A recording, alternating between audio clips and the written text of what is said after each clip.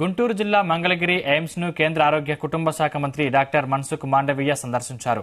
AIIMS ఆసుపత్రిని పరిశీలించిన కేంద్ర మంత్రి పలు వార్డుల్లో రోగులను పరామర్శించి ఎయిమ్స్ లో అందుతున్న ఆరోగ్య సేవలను అడిగి తెలుసుకున్నారు. ఈ కార్యక్రమంలో ఏపీ మంత్రి విడుదల రజని తదితరులు పాల్గొన్నారు.